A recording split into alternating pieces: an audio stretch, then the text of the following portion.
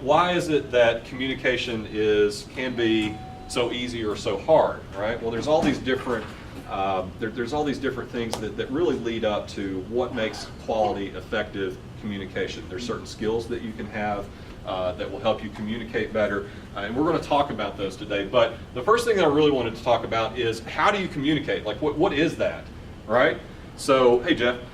So the first step in effectively communicating is understanding how you as the individual, how do you communicate? Knowing yourself first and foremost is going to go a really long way in being able to convey an effective message to another person. Now, I should also point out that communication in this sense can be maybe you're working with your team for EagleWorks, right? So you all have an idea for what you want to do for EagleWorks, but there's 3 or 4 of you all on the team, and maybe 2 of you all have a different idea than what you're currently doing. You want to communicate that, but that can be hard because why? Maybe we don't want it to hurt somebody's feelings, or maybe we don't want to go against groupthink, or a whole myriad of reasons which we'll talk about. But the point being is that when you are working with your EagleWorks team, you need to be able to effectively communicate to your team members.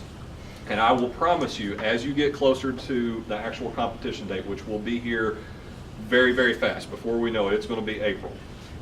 January's almost done. January's what, done next week, right? So we got February and March to get ready, and then boom, EagleWorks happens. So we got 2 months to get ready for this. So we need to be able to communicate when those times get a little bit stressful, shall we say. When you get close to the competition date, all different kinds of things can happen, inter-team dynamics, difference of ideas, difference of opinions, et cetera, et cetera. It's no different than, for example, I'm sure all of you all have done a group project in your classes. You know how that can get, especially towards the deadline. Maybe you've got that one person that's not pulling their weight, maybe, et cetera, et cetera. I don't have to explain group projects to you all, but the point being is communication can help solve a lot of these issues. Understand that everyone communicates differently, and there's no one right way to communicate, right? The right way to communicate is the way that you need to communicate to the receiver. So you, of course, are the sender of the communication and the receiver. Now, I will also point out, which we'll talk about later, but I want to say that listening is almost just as, if not more important, in the communication process than just talking, right? Because you've got to be able to not only effectively communicate what you want to say to the other person, you've got to be able to listen to them, or maybe they want to communicate a message to you. How do you perceive it, right? So put yourself in the other person's shoes always. I think this is really the old adage of, walk a mile. This one really helps in communication, and especially I think that empathizing with people is just generally a good thing to be able to do, to understand a person, to understand their context. But some things that you can think about or ask yourself are, maybe I've got this difficult thing to bring up. Well, how will my teammate perceive this question, right? The whole adage about, it's not what you say, it's how you say it. That's true, right? And we're all different people, and we all communicate in different ways, and we all have different personalities. So I might say one thing to Andrea, and she may completely misinterpret it, maybe not the exact message, but the whole intent of what I'm trying to say, just based on my tone of how I ask her or tell her something, right? Will this information be helpful? Okay, always check your PowerPoints before you give a presentation, but basically that's asking, will this information be helpful, and will it be understood, right? And that's really kind of the question that you've got to ask yourself, but ultimately you're not going to know if it was really actually understood until you get it out there, or are you? You very well may not know if that question was actually interpreted correctly or understood correctly, because the other person may not tell you. So communication is a two-way street, right? So it requires a basic understanding of how your receiver communicates, and also how you yourself as the sender communicate. Again, we talked about sender and receiver. I think one of the biggest problems that I see personally in communication is introvert versus extrovert. Okay, so how many of you all would say that you're an extrovert? Okay, all right.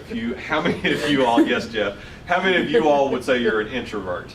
Okay, all right. So it's fair. And a lot of times it's contextual. I say I'm the world's most introverted extrovert, but it really kind of depends on the situation, doesn't it? Right? A lot of those factors could be stress levels. It could be how busy you are, personal interpretations, like I said, of other people. Maybe I just don't like the person that's coming to give me a message. I don't want to be automatically prejudiced to them because I don't care for this person. I need to be able to actively listen. So one thing that I found very interesting, I'm not going to really talk just a whole lot about it, but I do want to touch on it, are the 4 temperaments. Have anybody heard of the 4 temperaments?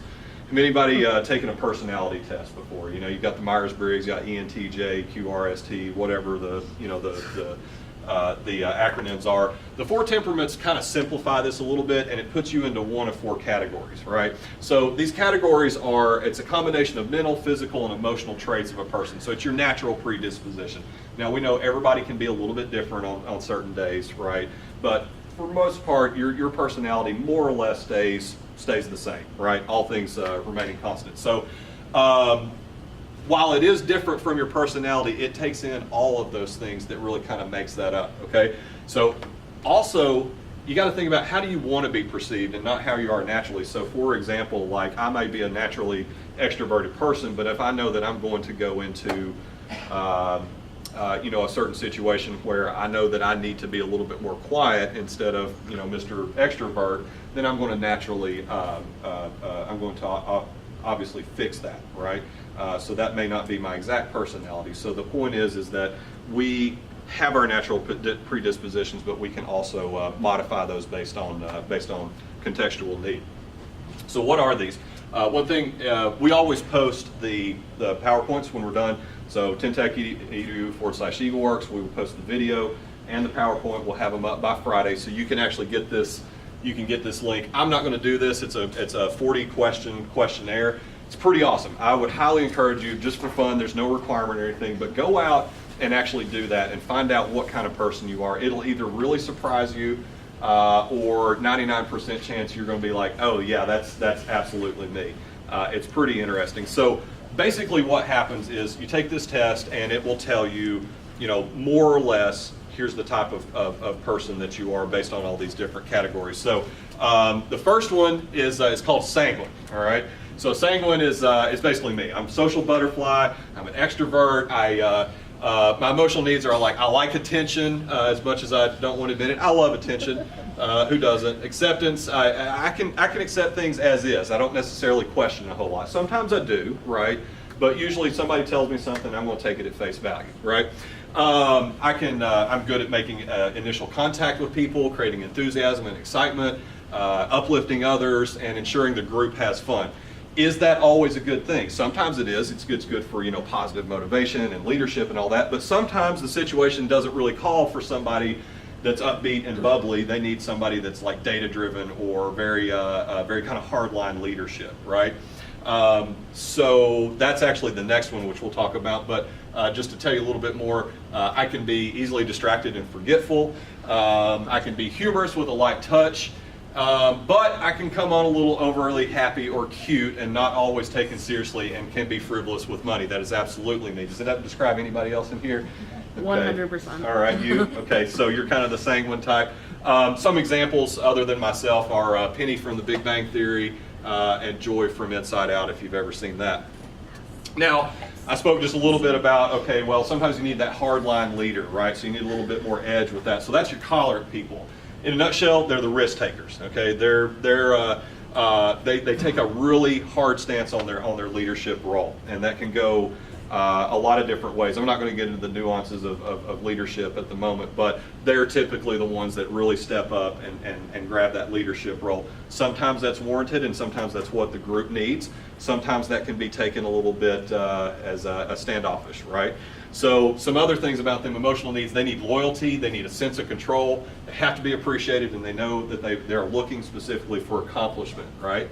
And again, these can kind of blend into each other, but this is typically what people are going to be like. So they're best at motivating people into action, directing plans and productivity, providing quick and clear instructions, ensuring the group sees the immediate gain, right? Whereas to kind of go against with my personality, the sanguine is more, I want to make sure that the group is happy and having fun, whereas the choleric's like, no, we got to get this done. Here's the deadlines, et cetera, right? They can be impulsive, and most importantly, they can be intimidating. It isn't necessarily their intent to be intimidating, although some of them could be. That's just how they come off. So if you can understand how these particular temperaments, if you can understand the temperament about a person, you can understand where they're coming from, and you can kind of get past some of those preconceived notions of what you have about this person. So it's like, yeah, I may be light and bubbly and happy and fun, but when it really comes down to the wire, I can absolutely straighten up, make sure that there's full leadership. There's we've got all these deadlines, et cetera, et cetera. I can do that if need to be, right? But if somebody's encountering me for the first time or communicating with me or kind of knows that I'm always typically more on the sanguine side, their preconceived notion of me may be that, well, he's not going to take this seriously anyway, so I'm not even going to bring something up, right? Presentation style, authoritative and convincing. Be aware they can be perceived as overpowering as well. So again, your cholerics are really those hardline leaders. Okay. Examples: Tony Stark, Katniss Everdeen, and Jim Kirk. Then we get to, okay, by the way, those were the choleric and the sanguine. Those are your extroverts typically. Now we're getting more into the introvert side. So we'll start out with phlegmatic. In a nutshell, they're a mediator. All right. By the way, anybody else identify as a choleric in here? Yeah, you? Okay, very good. I have a little bit, maybe 20% of that, but mostly on the sanguine side. Place in the team setting, they're really the supportive role. Okay. Emotional needs: they need peace and quiet. They need a feeling of worth, a lack of stress, and they need and crave respect. All right. Well, everybody craves respect, but this is really what drives this phlegmatic person. They ensure the group is relaxed and comfortable, kind of similar to what a sanguine does. Working towards a compromise in conflict, remains calm and functional among chaos, avoids overreacting in negative situations. Right, so it's good to have a phlegmatic person on your team, right? Especially if you've got a hardline choleric, you can use that phlegmatic to kind of balance that out a little bit. They can be undisciplined and indecisive. Presentation style: believable, so they're genuine people. And be aware that they can be perceived as overly nonchalant, appears unenthusiastic and indifferent, not the best motivators, right? So they may appear as unenthusiastic, but inside maybe they are, but they're more towards on the introverted spectrum. So maybe they're not, they're perceived as that, but really their underlying style is actually not like that.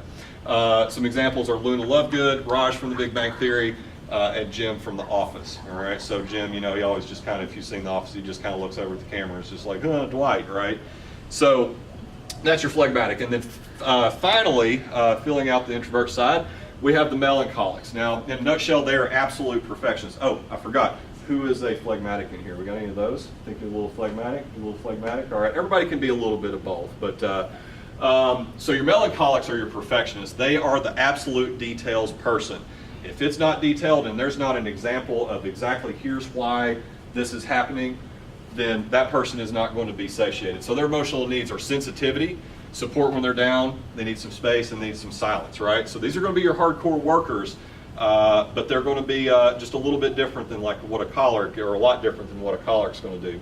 So they are best at planning, explaining the details, keeping financial records straight. So not to categorize anybody, but typically you see a lot of those in the accounting role. Being sensitive to the needs of others, ensuring group sees the long range goal, right? Can be easily distracted by detail and critical situations, all right? So meaning I have employed, she doesn't work here anymore. The perfect example is Jacqueline, who worked for us a few years ago. She was highly detail oriented, total behind the scenes person, did not want to give presentations, anything like that, but she needed to ensure that all the numbers were 100% correct. Just so on and so forth. And I wish you could meet her because she's the exact opposite of me. But I can tell you that for a hardcore extrovert, finding somebody that's literally on the other end of the spectrum is a great way to balance that out. I'm not an accounting guy. I'm not a numbers guy. If I got in front of an investor and I didn't have a melancholic person that was helping me with the books, I'd just be like, yeah, it's awesome, great, invest in my stuff, we're gonna make a lot of money, it's cool, it's great, yeah. That would not fly with this type of temperament. The presentation style is accurate and sincere, and of course I'm talking about presentation style because all of you are going to be presenting, and when you present, we want everybody up on stage presenting, so you may have your extrovert, choleric presenting, and then on the other side you're going to have your melancholic presenting, so you need to know how to function seamlessly with each of those temperaments. And then be aware they can be perceived as overly intellectual and removed, snooty. may make others feel less intelligent, and can get lost in the details of the situation. Again, I will say they can get lost in the details of the situation. That's not necessarily bad, but you don't want to have paralysis from analysis, right? So they have their data-driven people, but they can get very tunnel visioned into just the data and making sure that everything is 100% accurate and correct, which is important, but they fail to see kind of the big picture as well. So examples, Hermione and Spock. So who in here feels like you're a melancholic? Anybody? Two? Okay, I saw the smile the whole time. So that's your melancholic person. And I can tell you, pairing those different temperaments together can be a great thing. Now, sometimes they can clash, but the whole point of what I'm trying to educate you all on today is that understand your team members' temperaments. It will go a long, long, long way for you all to be able to more effectively communicate. If you understand that you are details driven and you understand that I'm just kind of like Mr. Flighty over here, we've got to come to an understanding that we have those differences. So when we're communicating, you're making sure that I'm understanding that, hey, you need to pull it back just a little bit and understand we've got to look at these 3-year projections for our financials, and I need to get you to kind of be more, again, I'm just categorizing, I need to get you to be more, hey, let's look at the big picture and this is fun and everybody's going to do great and it doesn't matter if everything's not perfect, right? So we've got to come to that balance, okay? Now I can tell you the sanguine and melancholic will either really, really work really well together, or you will absolutely clash. I've seen both ways. But even if you clash, the whole thing is, again, the whole point of this exercise is for you all to understand that if you understand the temperaments, you can be able to better effectively communicate within your team, especially when it comes down time to stress, because when stressors happen, your temperaments will absolutely flare.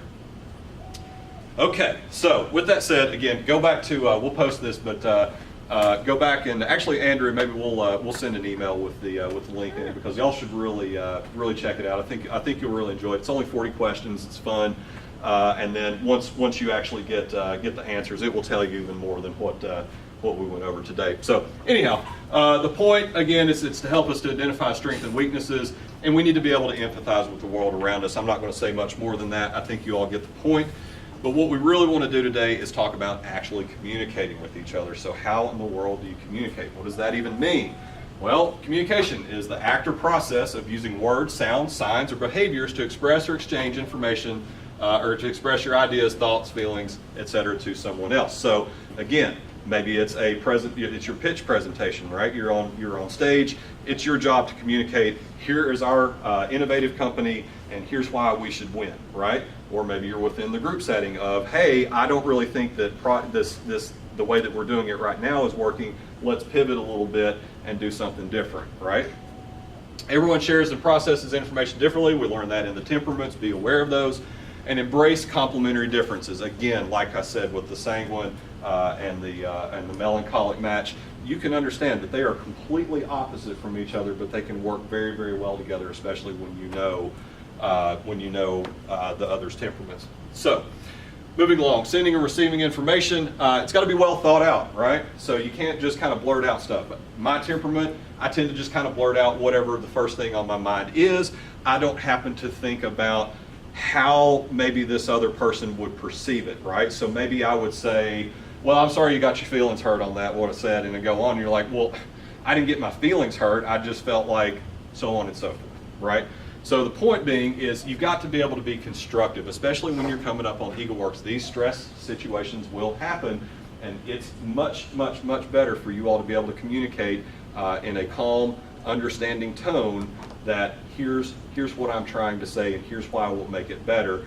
And then of course that person may come back with, actually I don't agree and here's why. So be thoughtful about how it's constructed. When receiving information, listening, don't get your feelings hurt, right? That can be easy to do, especially if we can be very, very passionate and very involved in what we're doing for our project. Maybe you're the one that had the idea. You came up with this certain widget, you're all about that widget, and your team members 2 months in are like, you know what? That's really not going to work, but what if we did this? So don't be too terribly emotionally invested to where you are not at least open to hearing difference of opinion, because diversity is the key to everything. Everybody has different upbringings, everybody has different backgrounds, everybody learns different things. We've all had completely different experiences, and the more diversity that you can put into your group and your communication style, the better off you're going to be as a team. Many times you need to hear criticism, straight up. Sometimes you need to hear the things that you don't want to hear. Actually, most times you need to hear the things you don't want to hear. And those can be the hardest things to hear, of course. Everyone has off days. Like I said, it causes your temperament or weakness to flare, so be aware of that. So one of the things I want to share with you, I would say, in my opinion, probably the most important takeaway, I'm biased on this, but the most important takeaway for me that I have learned about communication over the years is the notion of SBAR. Do we have any nurses in here? What is SBAR? Situation, background, assessment, And recommendation, that is correct. So SBAR is an acronym, and I'll give you those words here in just a moment, but it's an acronym to help you organize your communication. It has literally changed the way that I communicate. I so much more effectively and skillfully communicate all across the board once I learned this. And I actually learned it because I've actually had 10 nursing students that worked for me over the course of the year, and they just happened to mention it, right? So back in 2014, I think it was, I had one that was kind of working for us a lot, helping us with EagleWorks, and I'd send her all these really long, rambly emails of like, hey, let's do this, or maybe we do that, and then I have a brainstorm in the middle of the email, and then come back to the point and all that, and it drove her absolutely insane. Well, one reason is because she's that detailed person that I need things in a certain order, I need things in a certain way, right? Whereas I'm just kind of all over the place. Well, SBAR helped solve all of that. Not only did it help solve all of that, it helped me in my written communications, and it also helped me in my verbal communication, and it also helped me in my presentation communications. So SBAR essentially at its core bridges communication gaps. Where it started out was, it was actually invented in the 40s in World War II on submarines. Okay, so you would have captains, you'd have people that were driving the boat or the submarine, you would have people that are loading the ammunition. They all have different jobs, right? And they're all different kinds of people, and they would talk different ways. And what happened is there were a lot of miscommunication and errors that were that happened. So what they did is they tried to, or they did successfully come up with the SBAR organization of how to communicate, which we'll go over here in just a minute. What then that happened not too long after that was what's the National Nursing Association? I can't think of it at the moment. I should have it on there, but I don't. But the point being is there's a National Nursing Association that kind of dictates kind of what the standards are in the nursing world. And they said, you know what, SBAR is exactly what we need, because think about a hospital setting. People can literally die, right? If communication is like, if you're supposed to give 50 cc's of, I don't know, some medicine, but you miscommunicate that and the patient receives 500 cc's, they could overdose and die, right? So also, doctors and nurses communicate in completely different ways. They're just completely different people, right? So they needed a way to standardize communications between doctors and nurses, and they adopted SBAR. So let's talk about what it actually is. So it's situation, background, assessment, and recommendation. So whenever you are sending a communication, whether that be an email, verbal, written, etc., you can format your message in this way. Now this is a little bit loose. In the nursing world, unless y'all are using STAR, you all actually have to do this, right? But it's a really good way that you can think about how to format the construction of your message. So it starts out with the situation, telling somebody first and foremost, here is what I'm talking about, right? One of the problems that I have, especially in emails, is I actually don't get to the point until there's about 4 paragraphs that I've already written, right? So what you actually want to do is you actually want to start with here's the point that I'm trying to make, right? So it's the situation. So identify the problem and concern and provide a brief description of it. When you're communicating with your people and teams and you don't know, identify yourself, then can describe your concern, right? So you may be working with people that you very well don't know. You don't know their temperament, right? So you can standardize your communication by explicitly stating, here is the question that I'm asking. Here's the problem that I want to communicate to you. Here's the change that I would like to see. Then you give some background. So it provides clear, relevant detail about the situation. So here's some background information and the reason for the communication. So I don't think that widget X is going to work. Here's some reasons why I don't think so, right? And background will entail your details surrounding the situation. This can also be kind of your assessment. So background and assessment really kind of are interchangeable, but what you're trying to do is you've given the situation, now let's give some background context to it, right? So if we're going in pure SBAR format, we then get to the assessment. It's your professional conclusion. Here's why I don't think widget X is going to work, right? The evaluation or estimation of the nature, quality, or ability of someone or something. If we try to do widget X, the metal that we're using doesn't have enough tensile strength and it's going to burn up and break or whatever. And so I'm not using engineering terms, I just happen to use the widget example. I don't think our nonprofit service is going to be able to be viable. Here are a few reasons why. Here's my assessment of why I don't think that it's going to be viable. But to close the loop, what is the recommendation, right? So don't just say it's not going to work, right? You always want to be able to close that loop of like, okay, well, here's why I don't think it's going to work. Here's what I think that we should do. That is really going to be kind of the crux of your effective communication is like, okay, I told you I don't like the widget X. Here's my reasons why. But what good is that unless I actually offer something constructive in return? And that constructive thing could be basically your ideas for solving the problem, explicit statements. So like, here's what's required, how urgent it is, what action do we really at the end of the day need to take? I don't think widget X is going to work.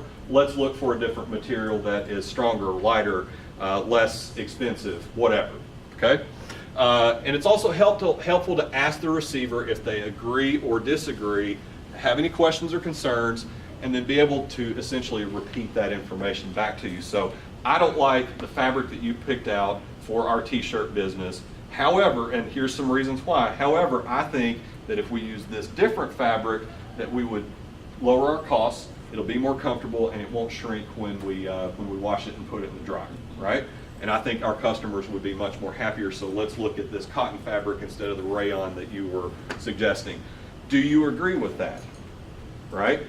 Why or why not? So we're having an active two-way conversation. It's not just me sending the information. I want to find out what you, well, actually, Michael, based on my research, I found that this rayon actually does work better. It's cooler. We're making camping t-shirts, so it dries a lot faster than cotton. So if we were to use your solution of cotton, it's not really going to fit our customer base because if it gets wet out in the woods, it's not going to dry quickly, right? Obviously, insert your own examples here, but the point being is get your message sent and make sure that they understand it, because a lot of times, how many, and I'm guilty of it, maybe somebody tells me that thing I don't want to hear, right? And maybe I agree, maybe I don't agree, but what will I do? I'll just say, oh yeah, that sounds good, right? Just because I don't want to create conflict. Conflict is not a bad thing, especially in EagleWorks. You need to be able to have conflict because, like I said, diversity of that background, your learning, your all of the things together, those are going to help you all create a much better product, a much better service than what you had to begin with.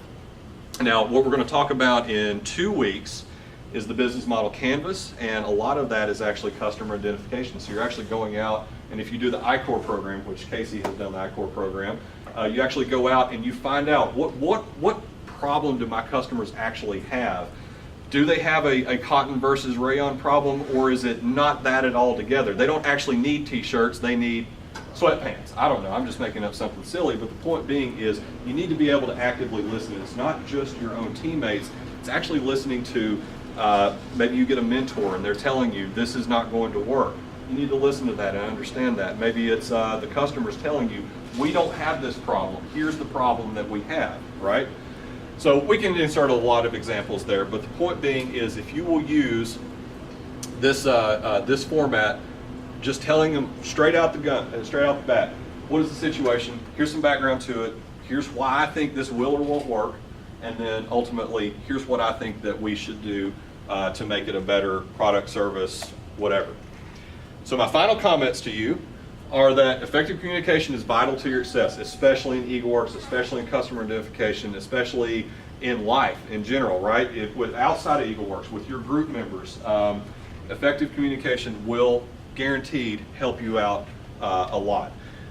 It takes practice and commitment, so practice it often. So I can tell you, especially like one, we know that hearing the things that we don't want to hear, that can be hard, but it can also be equally, if not more hard, to actually tell somebody that we disagree with them. But you can do that in a certain way that, paired with knowing what their temperament is or what you think it is, knowing their introvert, extrovert, knowing how passionately or not that they're involved with the product, knowing all of these things and going into it like that and practicing it every time. You're talking to your teachers, you're talking to your classmates, you're talking to your parents, right?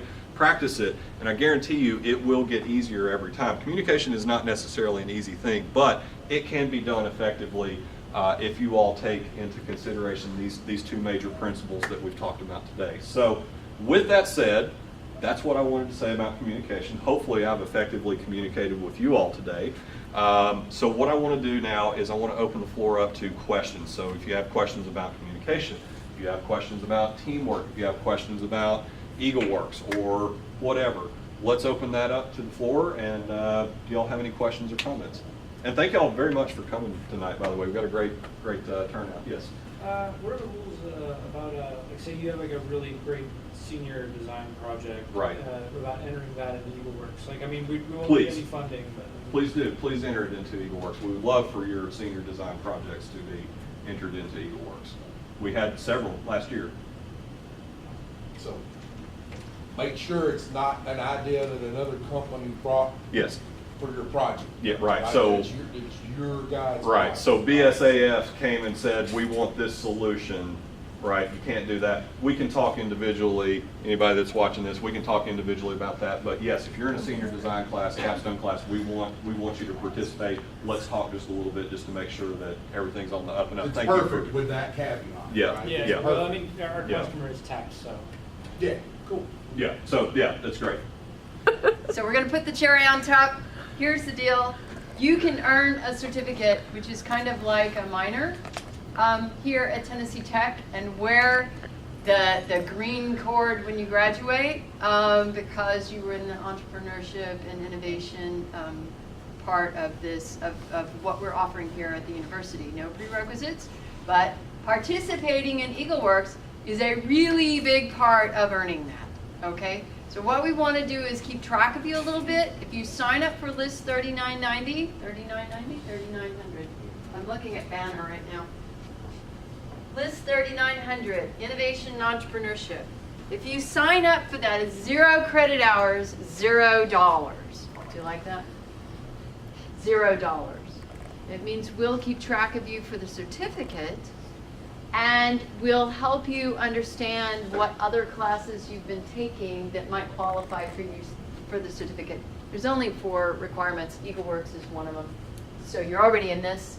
You might as well check and see. Sign up. Let us help you check and see if it's really low-hanging fruit, and all you have to do is fill out a form and you get the certificate. So, any questions about that? And you graduate with that on your transcript. You'll graduate with BSN in nursing and innovation entrepreneurship certification, Yeah. for We had example. 3 in December. Yeah, 3 in December. Like Dr. Stretch said, you get a green cord. You get a green cord. It's prestigious. You get a certificate that you can put on your wall. Employers will ask about it, and what I say every time is one of the things that you're doing with EagleWorks and all this stuff is to differentiate yourself. Huge differentiator right here, right? So if I've got 2 people that I'm evaluating and one of them has a certification in innovation entrepreneurship, that's going to get my attention. You're going to start, your employer is, when they're interviewing you, is going to start asking you, what is this? And you can tell them about this rich experience that you engaged in, this interdisciplinary work that you did, the teamwork that you did. This is going to set you apart so much when you're looking for a Yeah. position, or, if you're looking for an investor. I want to reinforce what everybody was kind of telling you guys, because I've had teams like their AV kind of messed up, actually because of the Mac issue. Mhm. It was Xavier and Ennis. Yes. Yeah. They messed, their AV wasn't working, their PowerPoint wasn't working right, and they were kind of freaking out before they went in to get judged. And I told them, guys, no one cares what's on your slides. We made you do it. It's really great stuff. It really organized everything. But if I said, look at that slide, give me $10 for that slide. You'll make 30 if you give me $10 on that slide. You're gonna go, seriously? If I say, I have turned people's money into gold. I'm a chemist after all. For a very long period of time, if you give me $10, invest in me today, I promise you 30 by Friday.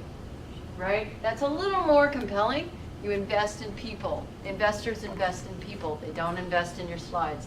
So yes, make your slides incredible. These people are going to help you. That will organize your thinking when you get up there, but don't forget, they invest in a team, okay? And it's the same thing with your certificate. This is all really great stuff. It gives you that foot in the door. It gives you that moment when they're paying attention. And then you can reach out and grab it. We're going to train you how to do that. Yes, everything she just said. That was awesome, Dr. Yeah? Stretz. Yeah, cool. One other thing from me, next Wednesday, right here, same time, same place, we're going to talk about branding, and this is my personal favorite one that I like to give. Branding is all about what you're going to find out. It's not about logos and colors and stuff. It has a little bit to do with that, but really what it is at the end of the day is it's your passion and your feeling that you're trying to project for your team. Now, is branding a part of the rubric? No, and my answer is always look at the rubric, but when you're on stage, when you're communicating, it's really important to have that passion and show that you're really all about this, because people can understand that. It comes through your body language, it comes through the way that you speak, and we're going to learn all about what branding is. So please tell us. Because they offered on a weekend, 11 contact hours as far as I know. And they'll be offered, probably Aikens and Canfield will be offering a Lean Launchpad class. If for any reason you're dropping a class, your scholarships are in danger, blah, blah, blah, you can take this, you can run into our 1 credit hour class. You can drop in pretty quickly. And it Okay? counts for the Innovation Yeah. Entrepreneurship Flexible. Certificate. And it counts for the Innovation Entrepreneurship Certificate. So, you know, win-win. Told you I'd give you a cherry on top. Several cherries on top. Yeah, so anyway, so we have a couple of classes that we can offer you, but don't forget the 3900, list 3900. If you sign up for it, it notifies us that you care about the certificate, and we can reach out to you and start working with you to get you positioned to where you can earn it. You may have to take no classes. I mean, we may just have to fill out a form. And it's 0 credit hours and $0. Yep. So. Can't be free. We'll get some information on the website about this. We'll continue to remind you, as we always do at the beginning of our pop-ups. We'll remind you about the Eureka grants. We'll remind you about the Innovation Entrepreneurship Certificate, the list classes, et cetera, et cetera. Thank you, guys. What else? Thank you, Dr. Stretz. Questions, concerns, comments, praise? We good? Yes. When would you recommend like recording a conversation? Like if you're brainstorming for a product, is that something you